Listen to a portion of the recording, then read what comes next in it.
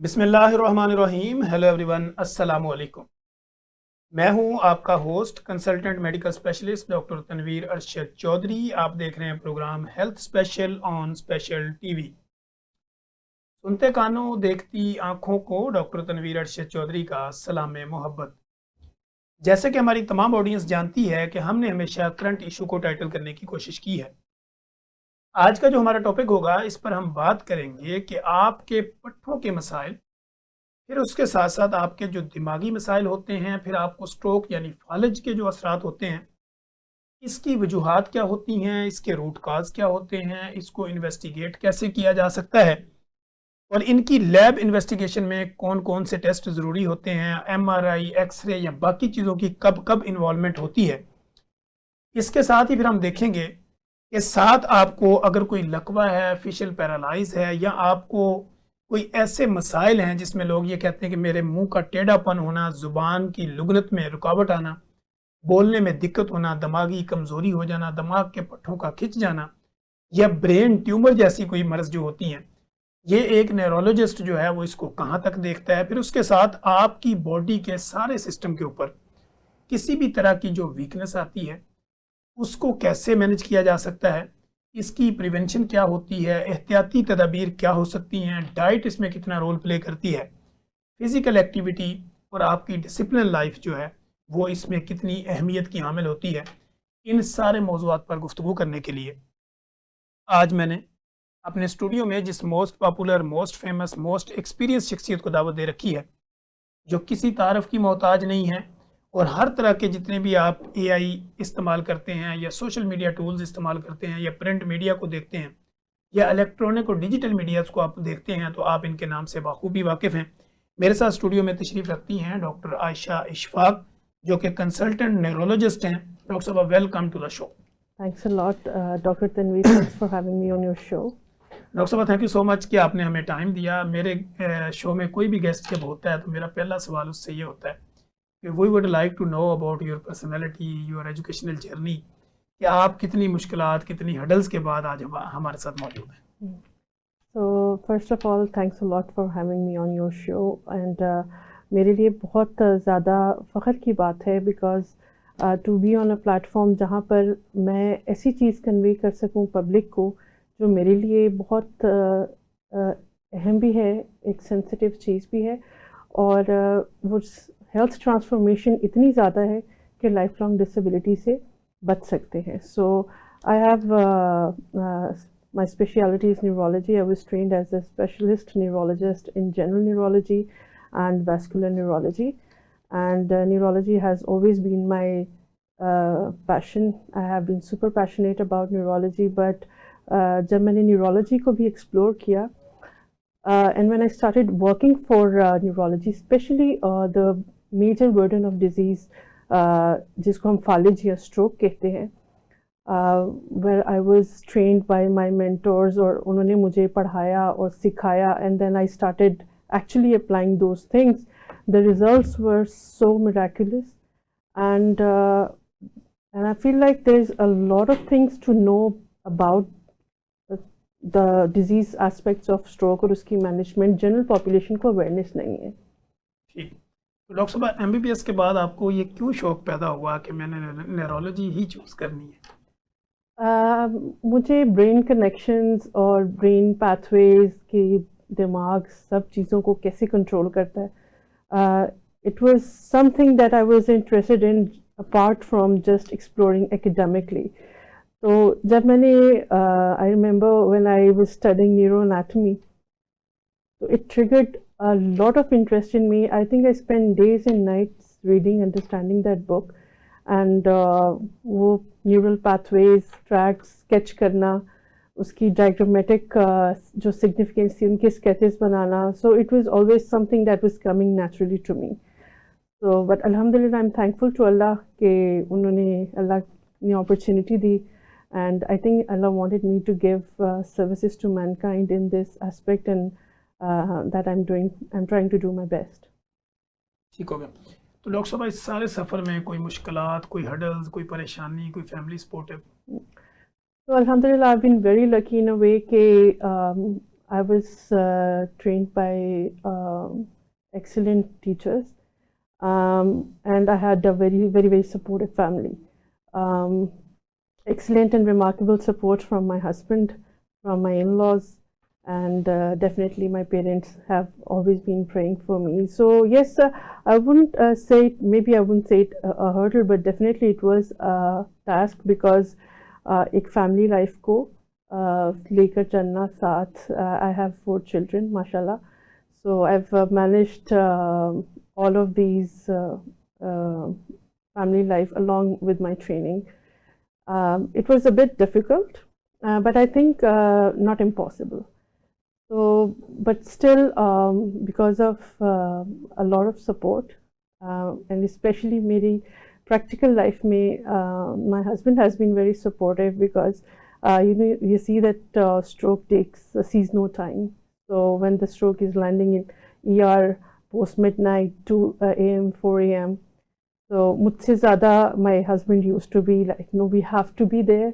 I'll take you, and you will thrombolize. So I think that had been a very promising and a fruitful support for me, and I don't think I would have done it without this support. ठीक है doctor साहब, जैसे ही आपने ये speciality complete की, तो कोई ऐसा पेशेंट आपको याद हो कि जो फर्स्ट एक्सपीरियंस के तौर पे आपके सामने आया हो? I think I was okay, we are talking about stroke, so there has been a lot of patients, different diseases, but particularly talking about stroke, I do remember जो मेरी first patient थी जिनको मैंने thrombolize किया था when I started. So she was a very close friend of a faculty member, so it added a bit of pressure, obviously, because जब आपकी जो colleagues हैं वो उनका कोई जानने वाला या प्यारा होता है, तो anxiety तो होती है, कंसर्न भी उनका ज़्यादा होता है. concern भी ज़्यादा होता है. But alhamdulillah, she did remarkably well, and it had been very fruitful. So it was something that I never forget. ठीक है. अच्छा डॉक्टर साहब, आप जो आने वाले हमारे एचओज हैं या पीजीआर हैं, उनको आपका क्या मशवरा होगा कि वो न्यूरोलॉजी चूज़ करें? Definitely. I think you should choose neurology if you love it and you're passionate about it. मेरे ख्याल में आपका जब तक न्यूरोलॉजी में वो दिल और दिमाग की सिंक्रोनाइजेशन नहीं है, तब तक उसके साथ जस्टिस करना as a speciality, it's a bit difficult. But I would definitely recommend young people, because हमारी स्पेशलिटी के बारे में जो एक जनरल मैसेज जाता है, especially when I was being trained, कि there is no outcome, but it's not true. The reason is that it is less identified in our society. So we need to spread more awareness and recognition. Disease awareness बहुत important है. Disease को spot करना, जो neurological aspects होते हैं, वो एक neurologist ही कर सकता है. ठीक होगा. अच्छा डॉक्टर साहब, आम लोगों का ये तअस्सुर पाया जाता है कि खून का गाढ़ापन फालिज का जरिया बनता है. क्या ये रियलिटी है या मिथ है? खून का गाढ़ापन is one of the risk factor. जो स्ट्रोक को कॉज करने का एक रिस्क फैक्टर होता है, या जिसको हम साइंटिफिक लैंग्वेज में पॉलीसाइथीमिया कहते हैं, but it is not one of the most commonest और indirect risk factor to cause stroke. ठीक है. दूसरा डॉक्टर साहब, जैसे हम स्ट्रोक के ऊपर बात कर रहे हैं, फालिज, एक आम आदमी तो ये समझता है ना कि फालिज ला इलाज बीमारी है. क्या फालिज का इलाज मुमकिन है? जी, ये एक मिथ है स्ट्रोक के बारे में कि जो स्ट्रोक है वो it's not treatable. That's not true. जो आजकल हमारी जो in fact the treatment of stroke, acute treatment of stroke has been out there and being practiced in the world decades ago. मगर हमारे रीजन में जब जो अप्रूव हुआ था जो स्ट्रोक का ट्रीटमेंट है, या जिसको क्लॉट बस्टर या फालिज का आम लैंग्वेज में फॉर पॉपुलेशन कहें तो फालिज का टीका कहा जाता है, उसको बहुत ज़्यादा देर नहीं हुई, may be over 5 to 7 years. The good thing is कि recognition is becoming very common, and इलाज बिल्कुल मुमकिन है. ना सिर्फ reversibility, but the quality of life can be retained as well. So it's absolutely a myth that it's not treatable, علاج ممکن ہے. بالکل ممکن. اچھا ڈاکٹر صاحب، اگر ہم ٹائپس آف اسٹروک کی بات کریں تو وہ کتنے ٹائپس کے اسٹروک ہوں گے جو ایک عام آدمی کو سمجھ آئے؟ تو ایک سادی لینگویج میں جو فالج ہے وہ 2 طرح کے ہوتے ہیں. ٹھیک ہے. تو اسٹروک بیسکلی جو ویسلس، جو خون کی رگیں ہوتی ہیں، اس کی پیٹنسی کی ڈسٹربنس ہوتی ہے. جو 2 طرح کے ہوتے ہیں اس میں ایک پہلی ٹائپ تو اسکیمک لینگویج، جو ہماری سائنٹیفک لینگویج ہے اس میں ہم اسکیمک اسٹروک کہتے ہیں، جس میں جو خون کی میجر رگیں ہیں دماغ کی، اس میں کلاٹ جو ہے وہ بلڈ فلو کو بلاک کر دیتا ہے. ٹھیک.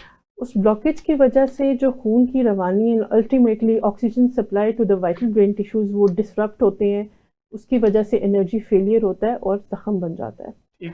اور جو دوسری ٹائپ ہے وہ خون کے رگ کے پھٹنے سے فالج ہوتا ہے. اور عموماً جو پیشنٹ انکنٹرولڈ ہائپر ٹینشن ہو یا ایسے مریض جن کے خون کی رگوں کی کوئی ویسکولر انوملی ہو، یعنی کہ وہ جس نارمل اسٹرکچر جو ان کا ہونا چاہیے وہ نہیں ہوتا، اس کی ایز اے کمپلیکیشن ہوتا ہے. ٹھیک ہے. ڈاکٹر صاحب، اگر کوئی ہمارے جتنے بھی فزیشنز ہیں یا جی پیز ہیں یا پیرامیڈیکل کے لوگ ہیں، وہ اگر نیورولوجی کے کرائیٹیریا کو سمجھنا چاہیں کہ یہ کون کون سی بیماریوں کو ٹریٹ کرتے ہیں تو وہ کیا ہوگا؟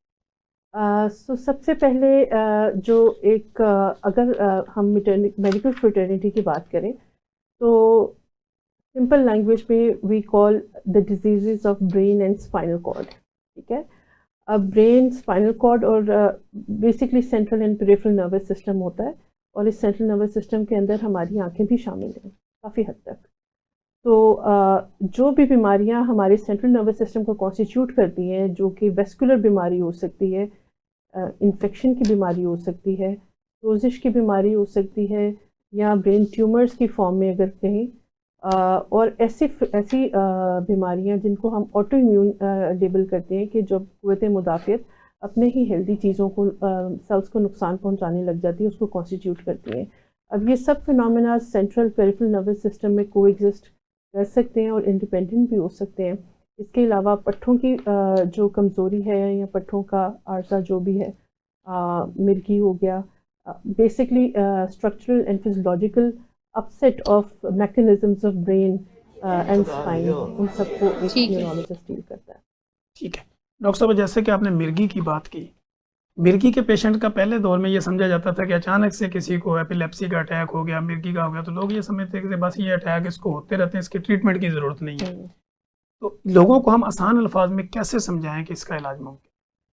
تو مرگی کا علاج بالکل ممکن ہے، اور یہ بھی ایک اندر مت ہے کہ یہ ایک بیکاز ہمیں بھی دیکھنے کو یہ ملتا ہے کہ یہ سمجھا جاتا ہے کہ جو مرگی کا مریض ہے شاید اس کے اوپر کوئی جادو ٹونا ہو گیا ہے یا کوئی نفسیاتی بیماری ہے. یہ ایسا ہرگز نہیں ہے. جو مرگی کا اٹیک ہے یہ بیسکلی جو ہماری الیکٹریکل یا برقی قوت ہوتی ہے دماغ کی، اس کی جو روانی کی ڈسرپشن ہوتی ہے، اس کی وجہ سے مرگی جو ہے اس کا عارضہ ہوتا ہے. اور ان کی جو الیکٹرانک گیٹنگ ہے یا جو برقی قوت کی ڈسرپشن ہے، اس کا توڑ دوائیوں کی فارم میں موجود ہے. اور بہت جدید قسم کی نہ صرف دوائیاں بلکہ سرجیکل علاج بھی موجود ہیں جو کہ ریفریکٹری ایپیلیپسیز کو ڈیل کرنے میں ہمیں بہت اچھی سپورٹ دیتے ہیں. اور اس کی کازز میں اگین یہی ہے کہ ہمیں اسٹرکچرل کمپوننٹ کو رول آؤٹ کرنا ہوتا ہے کہ دماغ میں کوئی اسٹرکچرل بیماری ہے یا اسٹرکچرل ڈیفارمیٹی ہے جس کی وجہ سے ہے، یا کوئی بائیو کیمیکل مسئلہ چل رہا ہے یا بچپن سے چل رہا ہے. تو اس کی کچھ وجوہات ہوتی ہیں، تو ایک نیورولوجسٹ ہی اس کو ڈائسیکٹ کر کے اپروپریٹ ٹریٹمنٹ دیتا ہے according to patient, and it's absolutely treatable. Doctor صاحب، ایپیلیپسی کوئی اس کو جینز کے اندر وراثتی بیماری بھی کہا جا سکتا ہے؟ بالکل جینز کا اس میں رول ہے، لیکن اگین ان ایپیلیپسی کے سنڈرومز ہوتے ہیں کچھ جو بچوں میں پائے جاتے ہیں، جس میں اگر ایک سمپل سی میں اگزامپل دوں تو جو تیز بخار کے ساتھ مرگی کا اٹیک ہونا، اس کی کچھ ویرائٹیز ہیں جو کہ جینیٹک ڈسپوزیشن ہوتی ہے ان کی. اور اس کے علاوہ کچھ اور بھی چائلڈہڈ سنڈرومز ہیں جن میں جینیٹک پروپینسٹی پائی جاتی ہے، مگر بہت ساری ایسی ہیں جن کا جینیٹک سے تعلق نہیں بھی ہے. ٹھیک ہو گیا. اچھا ڈاکٹر صاحب، دوسرا ہم یہ دیکھتے ہیں کہ لوگوں کے اندر پارکنسن بیماری یعنی راشے کی ایک بیماری شروع ہو جاتی ہے, ہاتھ پاؤں کانپنا شروع ہو جاتے ہیں, اس کی بیسک کاز کیا ہوتی ہے اور ٹریٹمنٹ کیسے ممکن ہوتا ہے؟ تو راشا بھی ایک بہت عام پائی جانے والی بیماری ہے ہماری سوسائٹی میں, اور یہ بھی ٹریٹیبل ہے, but it can get a bit complex at times, because ہوتا کیا ہے کہ ایک قدرتی نظام ہے اللہ تعالیٰ نے بنایا ہے نیورو ٹرانسمیٹرس کا, جس میں ہم ایک نارمل بندہ جب جسم کی حرکات کر رہا ہوتا ہے تو ہمیں دقت محسوس نہیں ہوتی ہے, لیکن پارکنسنس ڈیزیز کا جو پیشنٹ ہوتا ہے اس میں جو نیورو ٹرانسمیٹرس کا بیلنس ہے, اسپیشلی ڈوپامین اینڈ ایسیٹائلکولین, اس کے امبیلنس کی وجہ سے ارریگولر باڈی موومنٹس یا باڈی اسٹفننگ ہو جاتی ہے. تو ہم علاج, اس کا طریقہ یہ ہوتا ہے کہ ہم علاج ایسے کرنے کی کوشش کرتے ہیں کہ ہم ان دونوں میں بیلنس قائم کرنے کی کوشش کرتے ہیں, تاکہ پیشنٹ کو جو ڈسیبلٹی ہے in terms of stiffness of the body اور جو ٹریمرز وغیرہ ہیں یا ان کے کانپنے سے, اس کے اندر اسٹیبلٹی لا کر ان کی لائف اسٹائل کو بہتر بنایا جائے. ٹھیک ہے, تو ڈاکٹر صاحب اس کی بیسک اگر کوئی کاز معلوم کرنا چاہیں, روٹ کاز اس کا کیا ہوتا ہے, یہ راشا شروع کیوں ہوتا ہے؟ اچھا, راشا کی بھی جینیٹک پریڈسپوزیشن ہوتی ہے. کچھ ٹائپس ہیں جو کہ ارلی آنسیٹ, لیٹ آنسیٹ پارکنسنس, اب تو ایسے بھی ٹائپس آ گئی ہیں جینیٹک جس کی پروپینسٹی ہے جو کہ 30 سال کے جو ینگسٹرز ہیں ان میں بھی آنے کو نظر آنے کو مل چکی ہے. تو جینیٹک پریڈسپوزیشن ایک بہت بڑا فیکٹر ہے. اس کے علاوہ دیر آر جو نیو تھیوریز چل رہی ہیں اس میں constipation it's one of the risk factors. اس کو ہم کہتے ہیں gut brain axis. It has a role, there certain gut flora جو کانسٹیپیشن کو پروموٹ کرتے ہیں in our gut, and that has been associated with the development of Parkinson's disease. ٹھیک ہے, تو ڈاکٹر صاحب منرل ڈیفیشنسی بھی کاز بن سکتی ہے راشے کی؟ Mineral deficiencies, کوئی وٹامنس کی ڈیفیشنسی ہو گئی, calcium, iron? I think it must have an indirect role but not directly. Directly role نہیں ہے. اچھا ڈاکٹر صاحب, دوسرا ہمارے ہاں جب کلینکل ٹرائل میں مائیں اپنے بچوں کو لے کے آتی ہیں تو وہ کہتی ہیں ڈاکٹر صاحب میرے بچے کا دماغ بڑا کمزور ہے, اس کا حافظہ بڑا کمزور ہے. کیا دماغی کمزوری میڈیکل ٹرمینالوجی میں ایگزسٹ کرتی ہے کہ نہیں؟ تو دماغی کمزوری اس مدرس آتی ہیں کہ بچوں کا آئی کیو اتنا اچھا نہیں ہے, یا ان کی performance as compared to other children they are not up to the mark. Yes, metabolics has a role in it, مگر ایز سچ ڈیزیز اینٹی نہیں ہے. تو what we usually encourage parents کہ ان کی جو ایک بیسک ڈائٹ ہے جس میں بیلنس ڈائٹ ہے, that constitutes important vitamins, minerals and antioxidants, ان کا بیلنس رکھیں in diet specifically needed for the brain health, جس میں important fats ہیں in the form of nuts اور اینٹی آکسیڈنٹ پراپرٹیز بھی ہوتی ہیں, وہ پروموٹ کریں to make their children have a better IQ and better brain health. ٹھیک.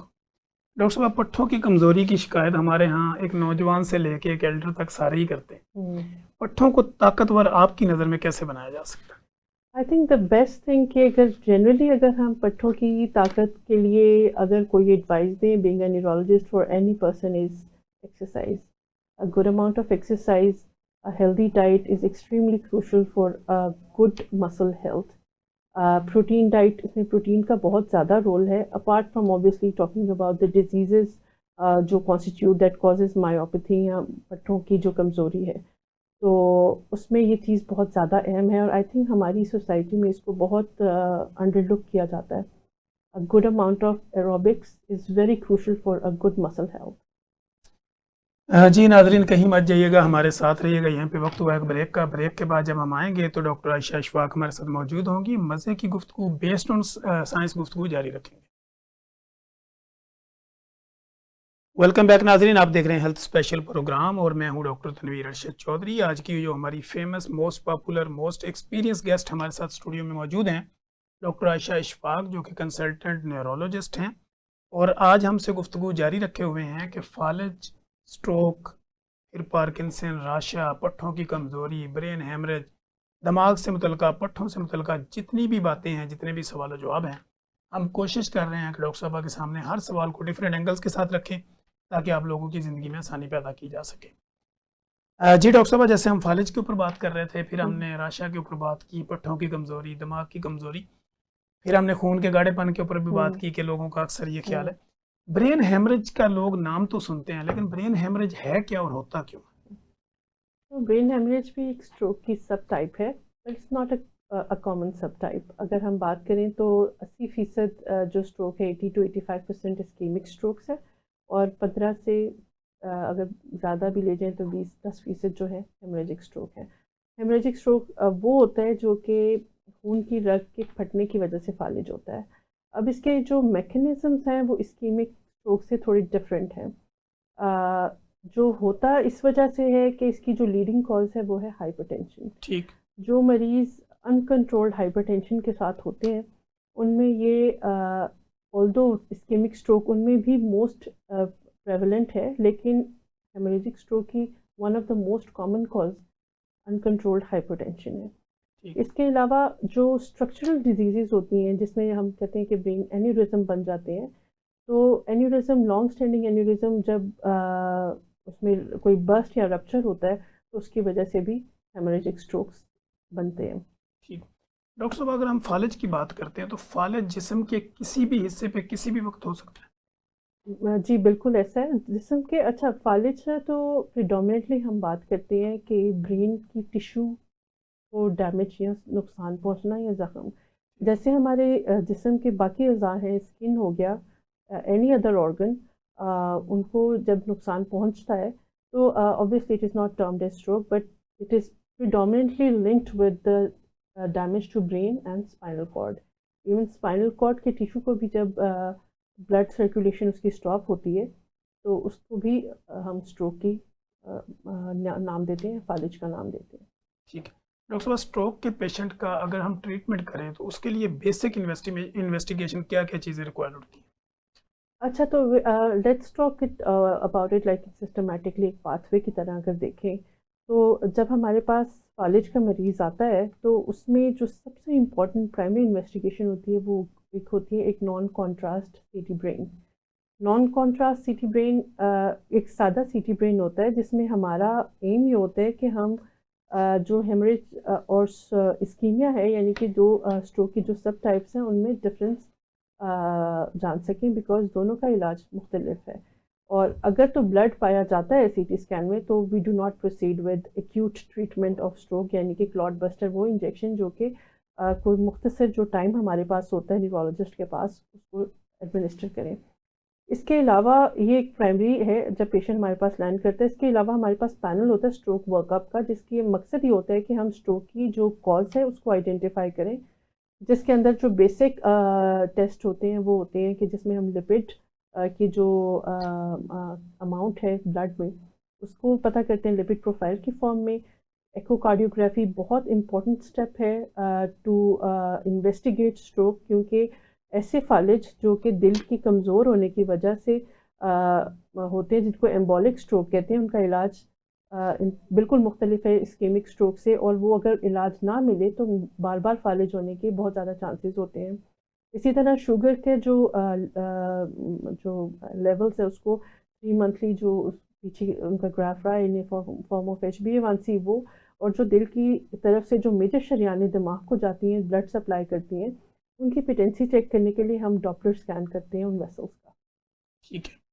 دوسرا ڈاکٹر صاحب، جیسے لکوا، فیشل پیرالائز، اس طرح کے لوگ آتے ہیں ہمارے پاس کہ منہ کا ٹیڑھا ہو جانا یا منہ کے کسی ایک حصے کا کام نہ کرنا، زیادہ تر لوگ ایسے بھی رپورٹ ہوتے ہیں جو کہتے ہیں کہ میرے اپر لپس اور لوور لپس میں نا آپس میں دقت ہو رہی ہے بولنے میں، جڑنے میں، کیا یہ بھی فالج کی کوئی ٹائپس ہوتی ہے؟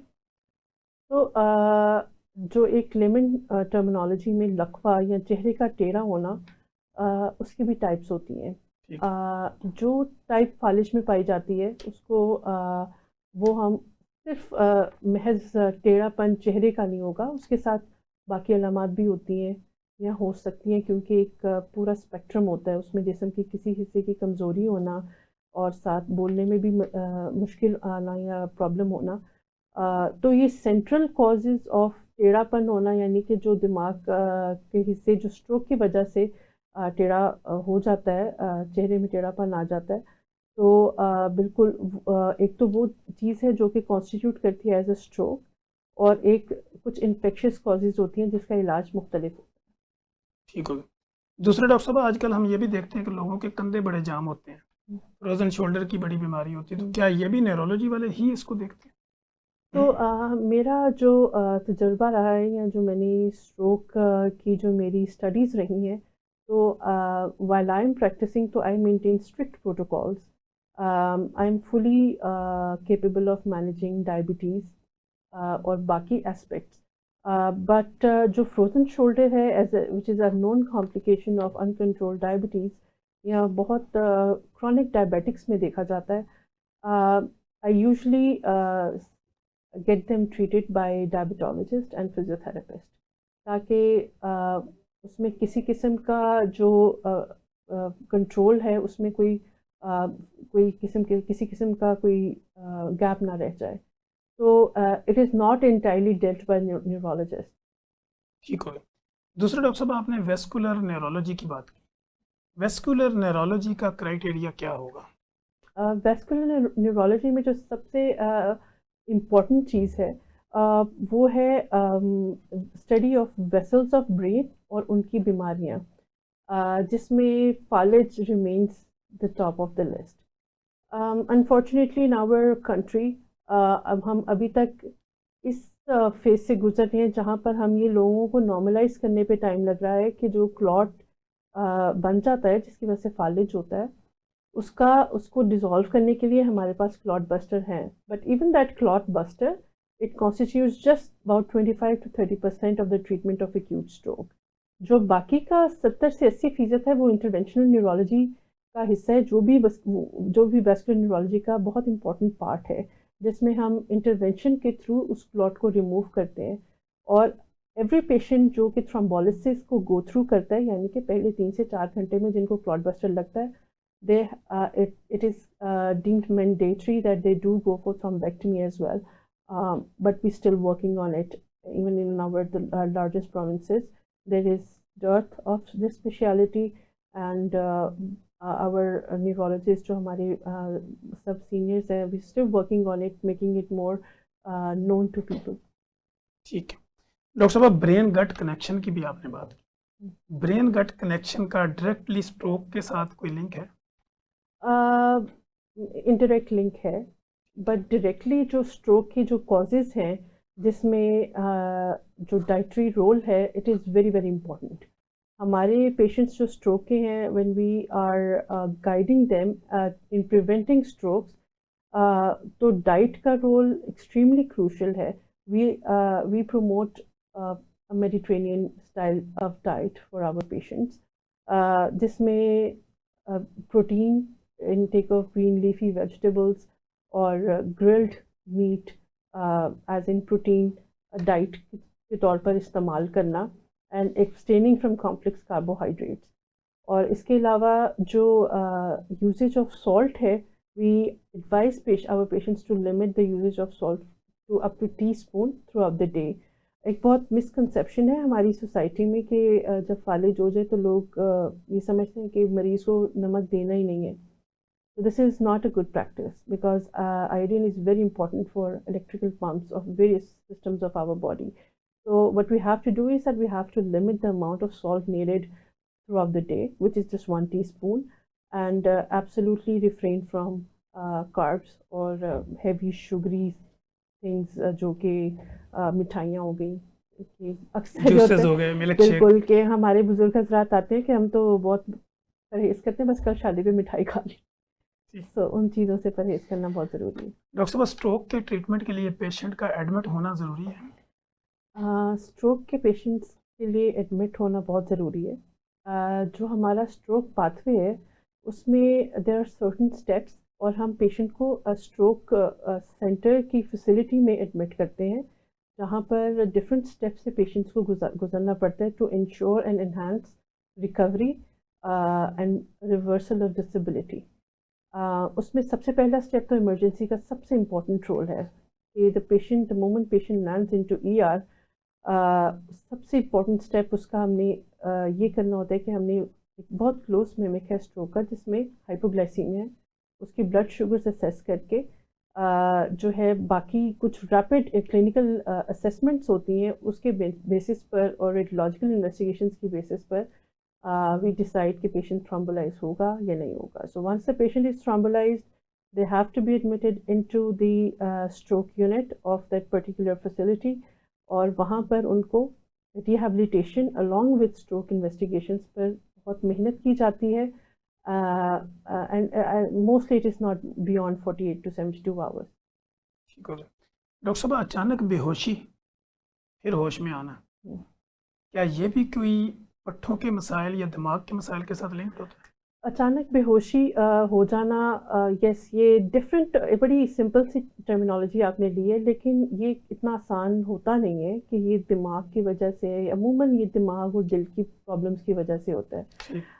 اب اس کے اراؤنڈ بہت سارے سمٹمس ہو سکتے ہیں جس سے ہمیں شناخت کرنے میں آسانی ہو سکتی ہے کہ یہ اچانک بے ہوشی ہونا یا یہ دماغ سے تعلق ہے، دل سے تعلق ہے یا نفسیات سے تعلق ہے. تو اگر اسٹروک کا پیشنٹ اچانک بے ہوش ہو جائے یا اسپیشلی نیورولوجیکل کانٹیکسٹ، تو یوزلی ایسے ہوتا ہے کہ جو ہمارے بزرگ حضرات ہیں، انکنٹرول بلڈ پریشرز جب ہوں تو جب وہ اسپائک کریں اور تھک کر کے اسٹروک ہیں and they collapse and then they are found کہ سیمی کانشیس اسٹیٹ میں when they are brought into ER. اس کے علاوہ اور ملٹیپل کازز ہیں جس کی وجہ سے بے ہوشی ہو سکتی ہے. ایپیلیپسی کی کچھ ٹائپس ایسی ہیں جس میں اچانک بے ہوشی ہو سکتی ہے اور کچھ دیر بعد ہوش آتا ہے. بٹ اگین اس کو سسٹمیٹکلی کیریکٹرائز کرنا depends a lot on history. ٹھیک ہے ڈاکٹر صاحب، جیسے آپ نے یہ بات کی تھی کہ اسٹروک کی basic cause high blood pressure ہوتی ہے، کیا ہائپوگلائسیمیا اور ہائپر گلائسیمیا بھی اس کی کاز ہوتی ہے؟ شوگر کا لو ہونا یا بہت زیادہ ہائی ہو جانا؟ جی، جو شوگر کا زیادہ ہونا تو مین کاز ہے بلڈ پریشر کے بعد اسٹروک کا ہونا. ہماری unfortunately our country is almost ranking the first in the total ratios of diabetes patients. So yes, it is very important and prevalent کہ جب glycemic index ہمارے بلڈ کا بہت زیادہ بڑھ جاتا ہے and that causes plaque formation and then plaque injury predisposes the patient to have strokes, multiple strokes in their lives. جو hypoglycemia ہے وہ ایز این اسٹروک نہیں کاز کرتا، وہ as a stroke mimic present کرتا ہے. ہوتا یہ ہے کہ اکثر ہمارے پاس مریض آتے ہیں، sometimes they are not taking adequate اور ڈوزز آف انسولین اور sometimes they are not taking food very well. تو وہ ہمارے پاس ایمرجنسی میں آتے ہیں کہ ان کو فالج ہو گیا. وہ یہ ہوتی ہے کہ یہ اسٹروک میمک ہوتا ہے، یہ بالکل ویسے پریزنٹ کرتا ہے جیسے فالج ہے، لیکن شوگر کی جو کمی ہوتی ہے اس کو جب ہم بحال کر دیتے ہیں تو وہ ریورس ہو جاتی ہے ود ان سم ٹائم. تو that's how it is separated on the basis of history. That's why when the patient comes to us in emergencies, the first thing we do is we check the blood glucose. ٹھیک ہے doctor صاحب، بولنے میں دقت ہونا یا زبان کا لڑکھڑانا، اس کی کیا وجوہات؟ اگین یہ بولنے میں دقت اور بالکل اچانک ہونا، یہ بہت بڑا سائن ہے اسٹروک کا. تو اسٹروک کا جو ہمارے پاس انڈیکیٹرز ہوتے ہیں وہ پہلے تو ہم فالو کرتے تھے ایز ان فاسٹ، کہ fast meaning F standing for facial asymmetry یعنی کہ چہرے کا ٹیڑھا ہونا، A for arms weakness, and S for speech deformity یعنی اسپیچ کی ڈسٹرپشن ہونا، اسپیچ کا فلو ڈسٹرب ہونا یا اسپیچ آنا ہی نہ. ٹھیک ہے، again depending on what type and what regions of brain are involved and T being in time. So اس کو ہم نے مزید ماڈیفائی کر دیا انٹو بی فاسٹ، جس سے جو sensitivity of identifying stroke has gone up to 80%، جس میں we have switch it to be fast. تو بی کے اندر بی ای سے بیلنس اور جو ہے آئی کی ویژن وغیرہ جو ہے وہ انوالوڈ ہیں، جو کہ تھوڑے اے ٹیپیکل سمپٹمس ہیں، ورٹائگو ہو جانا، sometimes they are missed out. So when these things are added onto the fast, so جو اس کی سینسٹیوٹی ہے وہ بڑھ جاتی ہے in identifying stroke. So slurring of speech is a very important indicator of stroke. اور اگر یہ اچانک ہو تو this is pretty much just a stroke. Doctor صاحب، سینٹرل نرو سسٹم کی بہتر کارکردگی کے لیے کیا ڈائٹ اور کیا لائف اسٹائل ہونا چاہیے؟ I think not just for central nervous system but overall for all the systems of the body. a balanced diet is very, very important. Processed foods, complex carbohydrates, carbs, irregular eating habits, especially eating late night before going to bed, that spikes the glycemic index in our blood, or lack of exercise. These are the main root causes that predisposes the patient or the individual to go on to developing metabolic syndrome. اور جب وہ پھر آہستہ سے پری diabetic stage میں جاتے ہیں, blood pressure تھوڑا بڑھنے لگ جاتے ہیں, تو name the disease, root causes like weakening of almost all systems of the brain. ٹھیک ہے ڈاکٹر صاحب, اگر ہم role of spinal cord in our body کی اگر بات کریں تو اسپائنل کارڈ کا رول ہماری باڈی میں کیا ہوتا ہے؟ اسپائنل کارڈ ایک بہت اہم کمپوننٹ ہے ہمارے سینٹرل نروس سسٹم کا ہی. تو آپ اس کو یہ سمجھ لیں کہ جو تاریں ہمارے دماغ سے نکلتی ہیں تو وہ باقی سارے جسم تک ہماری کارڈ کے ذریعے پہنچتی ہیں. ٹھیک ہے. تو کہیں بھی ڈسٹرپشن ہو جائے کارڈ میں تو آپ نے کنیکشن توڑ دیا ہے, آپ نے ہیڈ کوارٹر سے supply to the rest of the body منقطع ہو گیا, تو وہ بالکل مفلوج ہونے کی فارم میں ہی نظر آئیں گی. ٹھیک ہے ڈاکٹر صاحب, اسٹروک اور مساج یہ دونوں ہیلپ فل ہو سکتے ہیں؟ لوگ کہتے ہیں کہ فالج ہوا تو مساج شروع کر دیں. اچھا, ایک بہت مسکنسیپشن ہے کہ ہمارے پاس اکثر ابھی بھی پیشنٹ آتے ہیں, if I am not talking about like بہت پرانی بھی بات کروں, کل کی بات ہے, my stroke patient landed in and he was thrombolysed اینڈ الحمدللہ اپ ٹو 80% ریکوری ہو چکی تھی اس کی. تو انہوں نے مینشن کیا کہ ہم اس کو مساج کر لیں, تو I asked them what they mean by massage. So they meant وہ جنرل مساج جو ہوتی ہے, so I taught them that massage is entirely different. It's not physiotherapy. So physiotherapy constitute important aspect of rehabilitation in our stroke patients, جس میں ہم patients کی جو deficits رہ گئے ان کو ٹرین کر رہے ہوتے ہیں through repetition and through exercises to remind them they have to get back to work. So that's an indirect stimulation to brain as well. So massage is not physiotherapy. Recommended نہیں ہے. آپ اپنے ویسے دل کی تسلی کے لیے کرنا that's otherwise, but physiotherapy is entirely different thing and it is very important and crucial step and probably the only step کہ اگر پیشنٹ کو یا تو انجیکشن لگائے, well and good, even for the patient who have been thrombolized, physiotherapy still remains the hallmark for recovery, and for those patients who have missed that golden hour and golden hours, تو ان کے لیے بھی اس deficits سے reverse ہونے کا سب سے بڑا solution فزیوتھیراپی ہے. Thank you so much doctor صاحب, آپ کی محبت کا بہت بہت شکریہ, آپ کے ٹائم کا بہت بہت شکریہ. بے شمار سوال ابھی میرے پاس موجود تھے, لیکن جب ہم اسٹوڈیو میں ہوتے ہیں تو ٹائم لیمیٹیشنز ہوتی ہے. اب ہمارا ٹائم ختم ہو چکا ہے اور 2 منٹ ہمارے پاس ہیں, بلکہ 2 سے بھی کم ہیں. اس میں ڈاکٹر عائشہ اشفاق کا پبلک کے نام کیا پیغام, اور پبلک آپ سے کانٹیکٹ کیسے کرے؟ السلام علیکم, thanks a lot again for having me on your show. So I'm Dr. Aisha Ishfaq. I'm practicing as a consultant and stroke physician at Evercare Hospital Lahore, جو نسپاک سوسائٹی میں ہے, at IMC Hospital DHA Phase 5 and at Bahria International Hospital in Bahria Town. So you can definitely reach out to me on the number that will be given below, and for all kind of appointments relating to any brain disorder, stroke patients ہیں یا head ایک ہے, epilepsy ہے, راشا ہے, پٹھے کی کمزوری ہے, my most important message will be کہ آپ کو یہ جو علامات میں نے بتائی ہیں فالج کی, جس میں چہرے کا ٹیڑھا ہونا, بازو کی کمزوری ہونا, اسپیچ ڈیفیکلٹی ہونا, ان میں سے کوئی بھی علامت آپ کو اچانک محسوس ہو کہ آپ کے بزرگوں میں یا ینگ پاپولیشن میں ہے, تو آپ بغیر ویٹ کیے ان کو ایور کیئر یا آئی ایم سی یا بحریہ انٹرنیشنل ہاسپٹل کی ایمرجنسی میں لے آئیں. I am available round the clock for emergency services and on bed for screening such patients for thrombolysis جن کو کلاٹ بسٹر کا انجیکشن لگے اور ریورسبلٹی آف ڈسیبلٹی ہو کر, تاکہ آپ کی کوالٹی آف لائف کو امپروو کیا جا سکے. Thank you so much doctor صاحب. ناظرین, آپ نے دیکھا کہ ڈاکٹر عائشہ اشفاق ہمارے ساتھ موجود تھی اور ہم نے کوشش کی کہ ہر سوال کو ڈفرینٹ اینگلز کے ساتھ ڈفرینٹ طریقے سے ان کے سامنے رکھیں, اور ہم کوشش کریں کہ ایویڈنس بیسڈ پریکٹس کو پروموٹ کریں. اور جتنی بھی آپ کو اس پروگرام سے ریلیونٹ جتنی بھی باتیں آپ نے سنی, اس سے متعلقہ آپ کو یا آپ کے ریلیٹیو میں سے یا آپ کے نیبر میں سے اگر کسی کو کوئی مسئلہ ہے, تو فوری طور پہ ڈاکٹر صاحبہ نے جس طرح کہ آپ کو بتایا, ڈاکٹر صاحبہ کی اویلیبلٹی انہوں نے آپ کو بتا دی, یا آپ کسی بھی طرح کی کوئی کمیونیکیشن کرنا چاہ رہے ہوں تو آپ کومنٹ باکس میں آئیے، نیگیٹو لکھیں یا پازیٹیو لکھیں لیکن ضرور لکھیں. جب آپ لکھتے ہیں تو ہماری ریچ بڑھتی ہے، ہمیں اپنی اصلاح کا موقع ملتا ہے، اور ہم کوشش کرتے گئے ہیں کہ آپ کے اٹھائے گئے سوالات کو ہم نیکسٹ اپنے گیسٹ کے سامنے رکھیں اور آپ کی زندگی میں آسانیاں پیدا کرنے کی بھرپور کوشش کریں. مجھے ڈاکٹر عائشہ اشفاق اور میری پروڈکشن ٹیم کو اجازت دیجیے. ہم دوبارہ ایک نئے گیسٹ کے ساتھ، ایک نئے سوال و جواب کے ساتھ دوبارہ حاضر ہوں گے. تب تک کے لیے اجازت دیجیے. اللہ نگہبان.